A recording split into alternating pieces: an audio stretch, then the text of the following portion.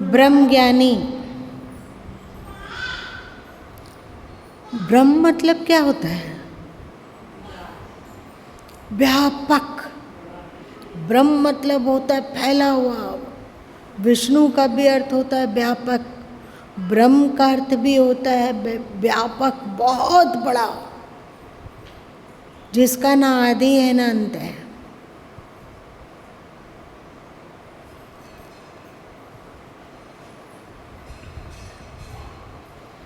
आप देखिए, सत्संग में ही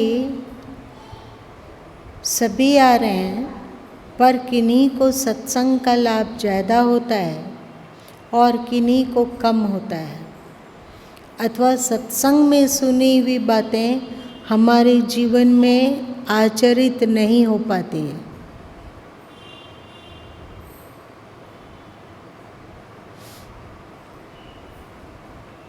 क्या कारण? तमस। तमस गुणों की चर्चा गीता में श्री कृष्ण ने बहुत अधिक किया है। बताया उन्होंने कि आप तमोगुणी भोजन खाओगे तो तुम्हारा मन भी तमस हो जाएगा, तमोगुणी होगा। याद है? भोजन पर कहा गया कि 3 तरह के भोजन होते हैं, सतगुण, रजगुण, तमगुण। और भगवान श्री कृष्ण ने गीता में अनेक बातों में बतलाया, भोजन में तो, रहन सहन में तो, बुद्धि 3 प्रकार की होती है, तो मन 3 प्रकार का होता है, वाणी 3 प्रकार की होती है। ये सब बातें आप लोगों ने गीता में पढ़ा है ना। तामसी भोजन और तामसी संगति।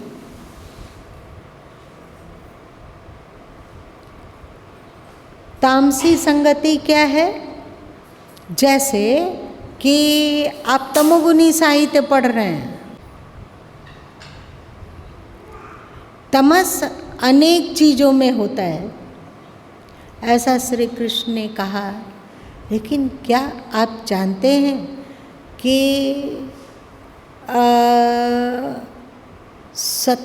सत्वगुणी चीज़ों को ग्रहण करने पर हमारे शरीर में क्या क्या बदलाव होता है?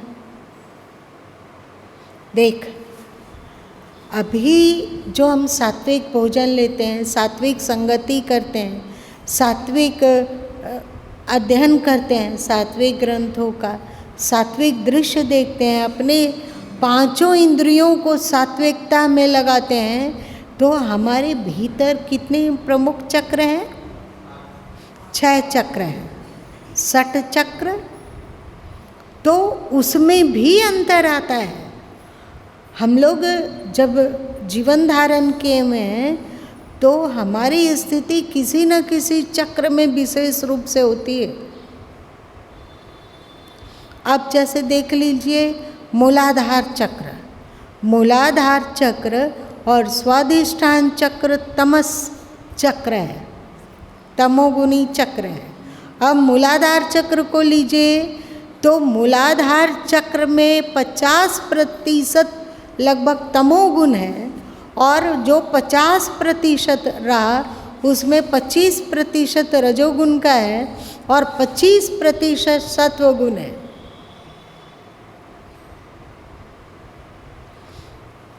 50% तमोगुण और 25% रजोगुण और 25% सतोगुण है। जब व्यक्ति मूलाधार चक्र में होता है, तो मूलाधार चक्र का प्रमुख गुण जो है वो है भय।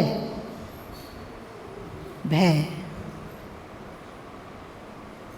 भय अनेक तरीके से हो सकता है। हो सकता है धन छीन जाने का भय, अथवा ऐसा ना हो कि हम सत्संग में जाते हैं रोज और हमारा कोई मित्र, हमसे प्रिय मित्र हमसे दूर हो जाएगा, ये तो भटका हुआ इंसान है। ये भी एक भय है ना। यदि आपको नेगेटिव भय आता है, जैसे अंधेरे से डर, आवाज़ से डर, तिलचट्टे से डर, छिपकली से डर, तो ये तमोगुणी भय है, तमस भय। यदि आपको इस तरह का भय आता है तो आप समझना चाहिए कि आपका मूलाधार चक्र सक्रिय है और उसके तमस वाले भाग में आपकी स्थिति है। समझ में आई बात?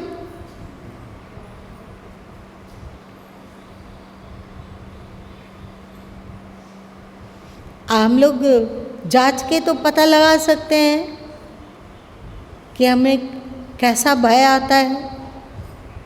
सही?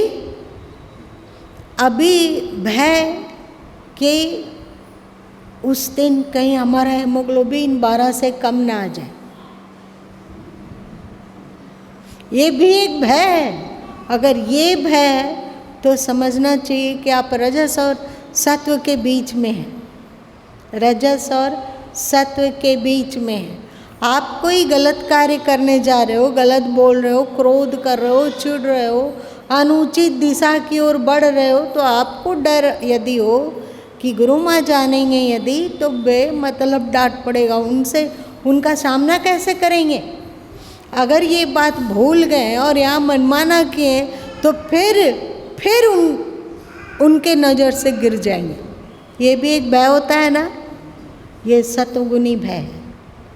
तमस भय यदि किसी भी तरह का भय हो, चाहे ईश्वर से भय हो, चाहे गुरु से भय हो, चाहे हमसे कोई अनुचित कार्य ना हो, हमसे कोई धर्म विरुद्ध आचरण ना हो जाए, इस तरह का भय, तो समझना आप मूलाधार चक्र में हो, पर वहाँ पर आप जो उसका 25% सत्वगुण वाला हिस्सा है वहाँ पर अवस्थित हो। धर्म के पालन में त्रुटि ना हो जाए, हम इंसानियत से ना गिर जाएं, हमारा कोई ऐसा आचार विचार व्यवहार ना हो जो कि हमें पतित बना देता हो, पशुत्व की ओर धकेलता हो, इस तरह का डर है तो आप समझिए कि आप रजोगुण में हैं। मूलाधार चक्र के उस स्थान पे हैं जहाँ पर रजोगुण अधिक सक्रिय है। भय से हम लोग जान सकते हैं ना कि मूलाधार ऐसा नहीं है कि जिनका जो ऊपर के चक्रों में आ गए तो ऐसा नहीं है कि फिर वे लौट कर नीचे के चक्रों में नहीं आते हैं। जैसा उनका कर्तव्य रहता है वैसे वे उस चक्र में अवस्थित होकर उससे संबंधित कर्तव्य को करते हैं। वे आपका यदि भय का डिजाइन बदल रहा है तो आप समझिए कि आप मूलाधार चक्र में हैं पर आप तमस वाले क्षेत्र में हैं। आपको अपने स्वास्थ्य की चिंता होती है, रजस में है, पर यदि स्वास्थ्य की भी चिंता नहीं होती है, आपको केवल अपने खान पान, हमें यही अच्छा लगता है, हमें पूड़ी कचौड़ी खाना अच्छा लगता है, ये स्वस्थ मसालेदार चीज़ खाना अच्छा लगता है, खट्टा ज़्यादा खाना पसंद है, तो समझो कि हम लोग तमस में हैं, तमोगुण में हैं। वहाँ भय नहीं, हमें अपने स्वास्थ्य का कोई डर नहीं है। हम लोग एकदम छोटे से इंद्रियाँ, स्वाद इंद्रियाँ हैं, उसमें उसके कारण अपना स्वास्थ्य का, अपने अध्यात्म का, अपना बर्बाद करने में हमें कोई हिचकिचाहट नहीं है। हमें पाप से कोई डर नहीं है, ये तमस है। हमें हमारा नुकसान हो जाएगा, इस अध्यात्म संबंधी नुकसान, स्वास्थ्य संबंधी नुकसान, तो आप समझो कि ये इसका यदि भय नहीं रहा, मनमाना आचरण करो तो तमस में हो। आपको भय है स्वास्थ्य खराब हो जाएगा, हमारा संस्कार बर्बाद हो जाएगा, हमें इस तरह का भोजन नहीं खाना चाहिए, हमें सत्वगुणी लेना चाहिए भोजन, इस तरह की बात है तो समझना आप रजस में हो। और जब ईश्वर, धर्म, सद्गुरु का डर आप जुगाते हो कि ये कार्य संभवतः हमारे गुरु गोविंद को पसंद नहीं होगा,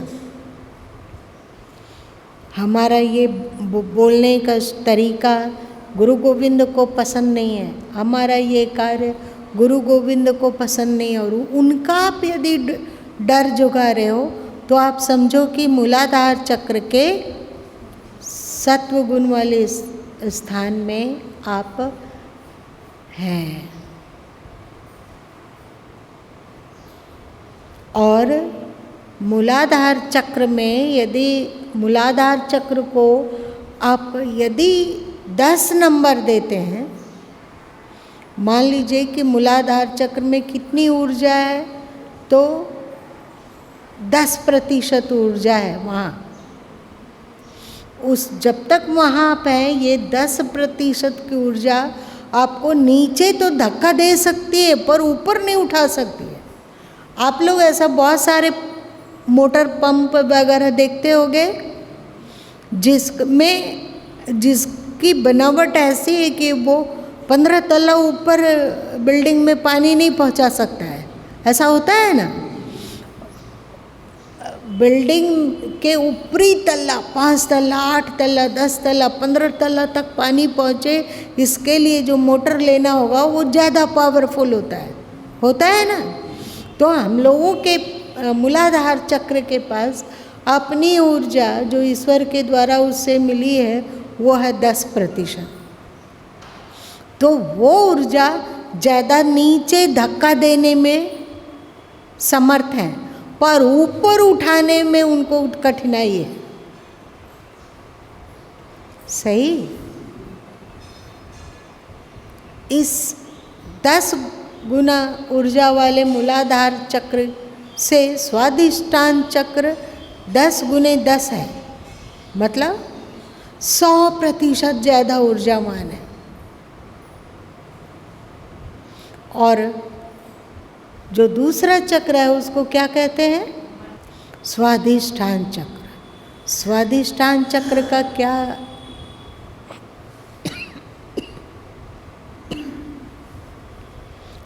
उसका मूल गुण क्या है?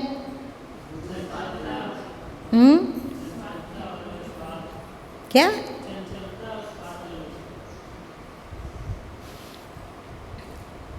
स्वाधिष्ठान चक्र में जो है वो है विशेष रूप से कामना वासना, विशेष रूप से वासना ग्रसित करना, चिंतन वासना का चलना, अथवा वासना में प्रवृत्त होने के लिए हम कुछ भी संयम नियम और जो सामाजिक कानून है उससे ऊपर उठ के मनमाना आचरण और मन बहुत चंचल होना, एक जगह स्थिर होने में दिक्कत अनुभव करना, मन का भटकते रहना इधर उधर, और अनेक तरह की कामना की उत्पत्ति होना, खास करके वासना। तो आप समझो कि आप स्वाधिष्ठान चक्र में है। वासना और कामना ये भी 3 तरह के हो सकते हैं। अब स्वाधिष्ठान चक्र में 50% तमोगुण है। मूलाधार चक्र और स्वाधिष्ठान चक्र तमस चक्रों में आता है, याद रखना। तो इसमें 50% तमोगुण का जगह है और 25% सत्वगुण है और 25% रजगुण है। तो जब हम भौतिक जगत के कामनाओं में फंसकर पागलों की तरह इधर उधर भागते हैं, विकारों में भागते हैं, और हर इस हालत में हमें अपने शरीर को सुख देना है, वो ऐसा कोई भी माहौल नहीं बनने देना चाहता है जिससे कि उसके शरीर में उसको आराम की कमी आ जाए। वो अपने शारीरिक सुख से समझौता नहीं कर सकता है ऐसा व्यक्ति। उसको परफेक्ट रहने का जगह चाहिए, परफेक्ट सोने का जगह चाहिए, परफेक्ट उसका आसपास जो चीज़ उसकी कमी, खाना पीना सब उसको अपने जो उसके शरीर को अच्छा लग रहा है वही करना है उसको।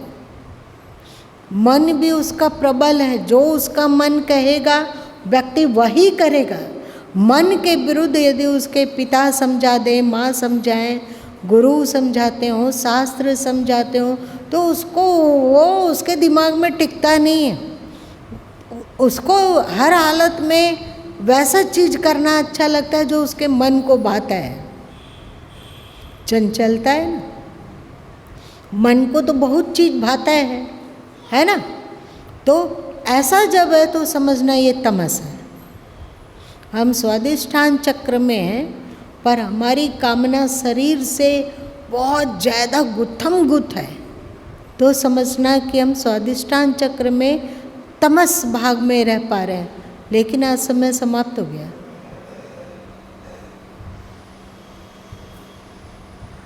अभी हम लोग को जानना भी चाहिए कि रजोगुनी चक्र कौन कौन सा है और सतोगुनी चक्र कौन कौन सा है, और हम इन चक्रों को अपनी इच्छा अनुसार कैसे इनसे जुड़ें, अपनी इच्छा अनुसार इन चक्रों को कैसे बदलें। अभी हमारे मूलाधार चक्र में है, तो मूलाधार के तमस वाले भाग में है, तो हम ऊपर कैसे उठ पाए, है ना एक बहुत बड़ी बात। इसी को शास्त्र चक्र भेदन कहा। पर जो शास्त्रों में चक्र भेदन कहा गया उस अलग है, पर आज के समय में उतना क्लिष्ट लोग नहीं कर पाते हैं। तो उसके लिए बहुत सारे उपाय हैं जो कि वातावरण में बिखरा पड़ा हुआ है। वातावरण से उन ऊर्जा को खींचकर उससे परिचित होना और उसका प्रचार करना, ये अध्यात्म वेताओं का ही कार्य है। तो हम लोग धीरे धीरे जान पाएंगे, यदि ईश्वर की मर्जी हुई तो, आप लोगों को सुनने में उत्सुकता हुई तो आप इससे लाभ उठा सकोगे। ऐसी आप में प्रवृत्ति और संकल्प हुआ तो, वरना फिर कोई दूसरा चैप्टर उठाया जाएगा। बात समझ में आ रही है? मूलाधार चक्र, उसका तमस, उसका सत, उसका रस, तीनों से परिचित हो गए ना हम लोग। अब स्वाधिष्ठान चक्र कल, आज इतना ही।